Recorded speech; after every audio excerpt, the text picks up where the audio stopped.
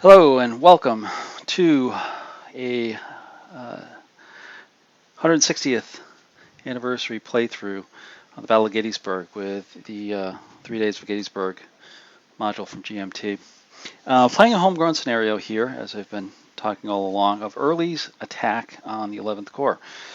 We're up to turn 1400, or 1600, excuse me, 1600, 4 p.m. On the first day. And the situation has turned quite dire for the 11th Corps, as you can see from this opening shot. Let me jump over to the activation chits first and show you how that looked before we get into the details of the activity or the action. So Confederates got the initiative. Early was going first. Union got 2 efficiencies, so we had 2 for each of the divisions, Barlow and Schutz. On here, and then Early got his 4. The layout was pretty Confederate heavy. Early came out with the first 3 activations, and that was devastating to the Union side, which we'll see in the details here in a moment.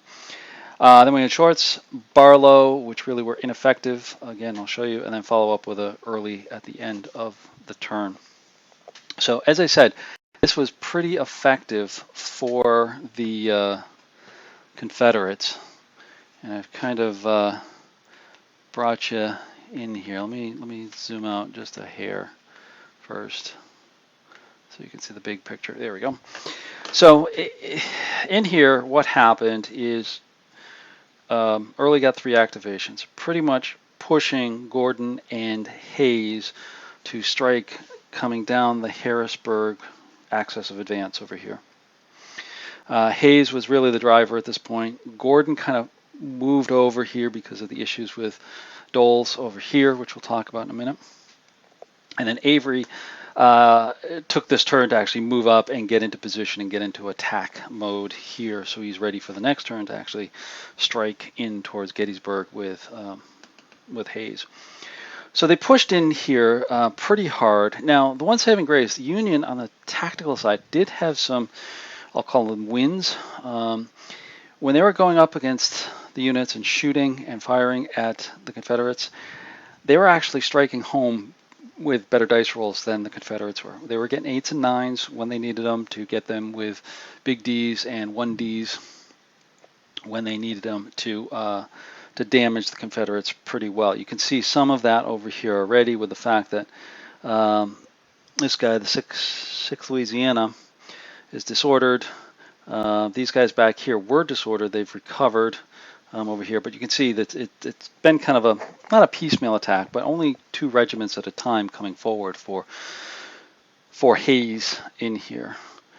Same thing with Gordon. Gordon has been hit pretty hard. He's gotten some Ds up here as well in some of the firefights going back and forth across here. So they've been getting them, and of course the big one, as I was just mentioning, is Doles. Schimmelflig up here with his line, which, if you remember, was right up in this general area until he had to retreat this past turn.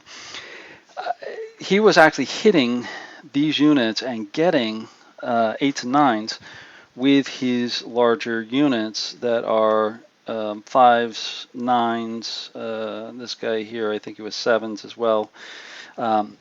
Knocking them out and getting them disordered and forcing the replacement commander for Doles' units to recover them. In fact, this last one up here is still recovering up here. Plus, there's been some good step losses. You can see there's 3 steps lost there. There's 1 step lost there, and I think 1 there. And of course, this unit up here has been collapsed there as well. So Doles has kind of been not out of the picture, but not really contributing as much as he did in the historical battle. Gordon has been pressing as well. You can see the artillery, some of the Napoleon guns have moved up in support. They have been key in terms of driving them back over here and just providing some lobbing shells into the Union lines over here as well. For the Union side, it's really been tough. Schwartz, he's the only division left on the board. Barlow, which you may be able to see at the bottom, and let me zoom you in a little bit. Barlow has been completely taken off the board.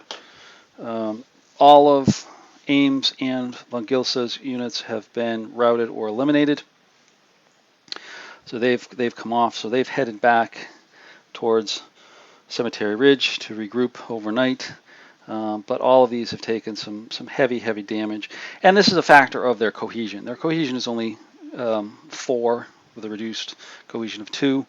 So they break. They're very brittle. They'll break fairly easy. And that's what was happening. The Confederates are getting close, hitting them with enough firepower to get the Ds, flipping them, and then trying to go in for a shock attack, and the Union failing either the retreat or a pre-shock UDD. So they've fled right off. So there hasn't been very many shocks. There's only been, I think, 2 shocks this whole game. It's mainly been firing and just the failures of the UDDs within there. So Barlow's completely out. That's why I said Barlow is out in the first 3 activations. So the Barlow chits never was a factor, and they won't be a factor in the next turn because he's out of the game. We will have Coster coming into the board. That's going to be a saving grace for the next turn. He'll have 3 regiments plus artillery coming into the town and hopefully setting up a defensive position of it here to meet Hayes and possibly Avery if they break through, and Gordon if they break through over there.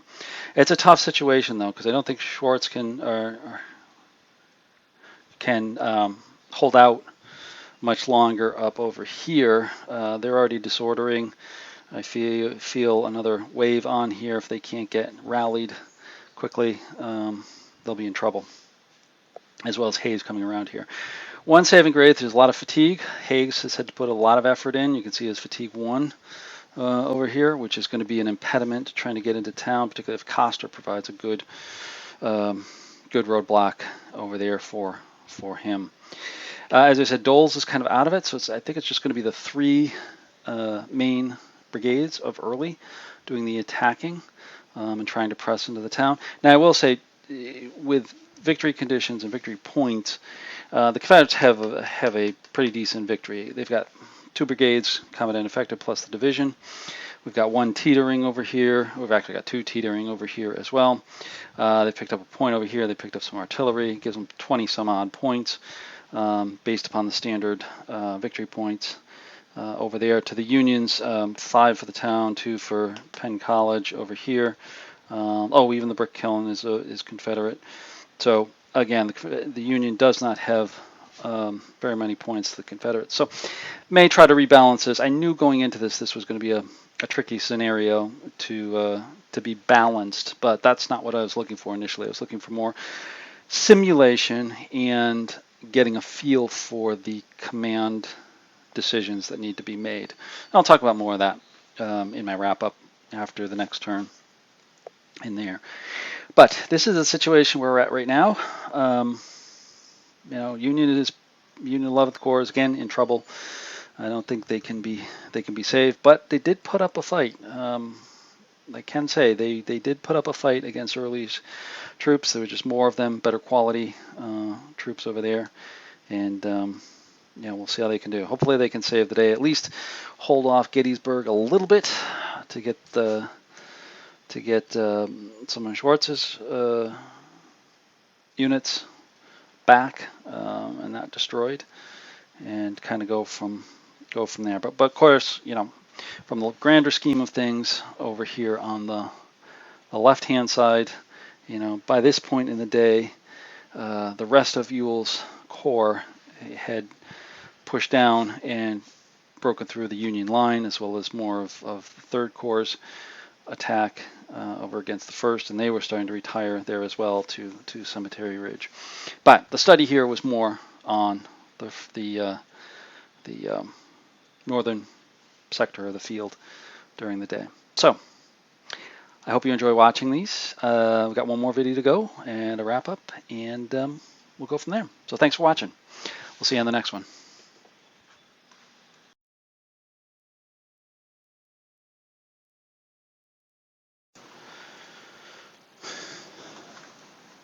Okay, welcome back to 160th anniversary playthrough Gettysburg with the GMT's 3 Days of Gettysburg.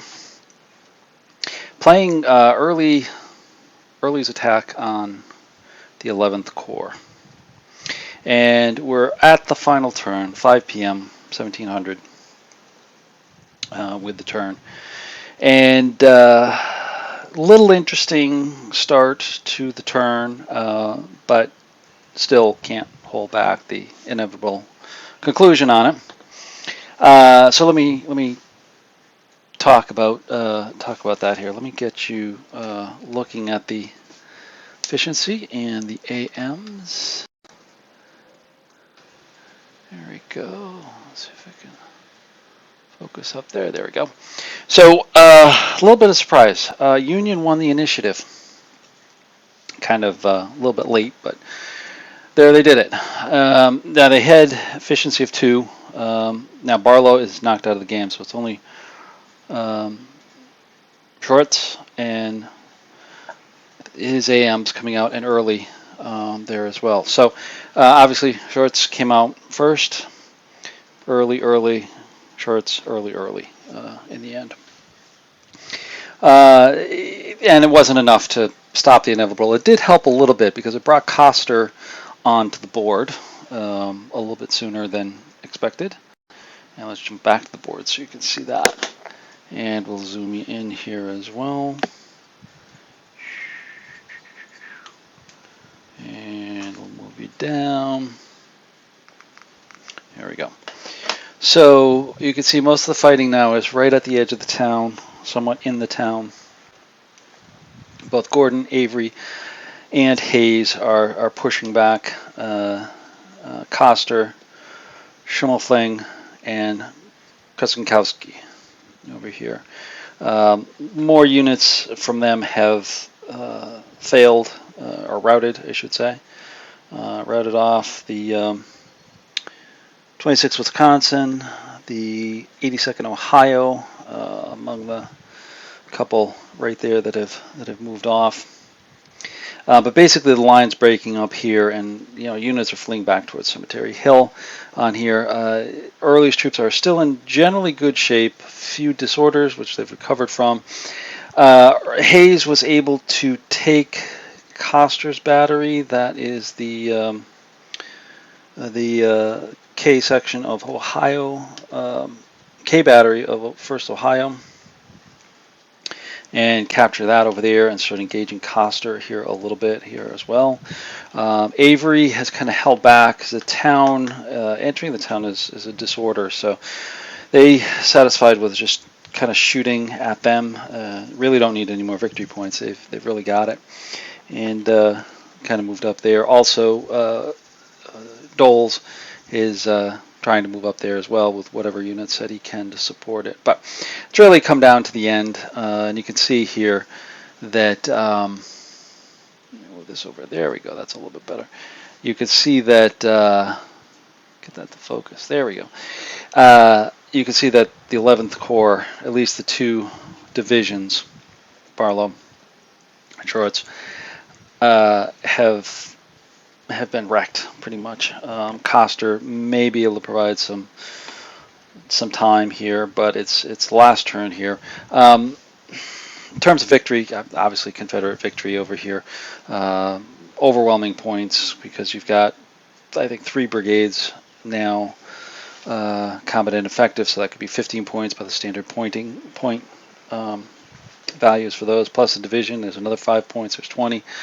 2 6-gun batteries captured. That's another 12 points there. And then various victory X's. Blokers and or blockers, and the Brickyard over here captured. They didn't get the center town hex that was still in Union hands, as well as the college still in Union hands for now at least. So they get 7 points out of it, but it's an overwhelming Confederate victory for the whole thing.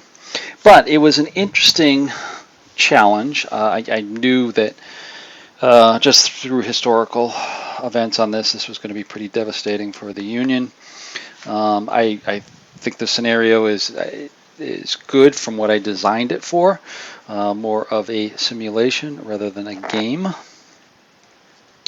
just to kind of see what type of decisions were required, and could have there been anything a little bit better for the Union side.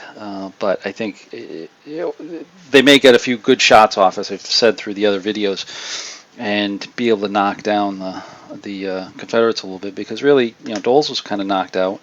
Hayes is in a little bit of trouble over here with fatigue.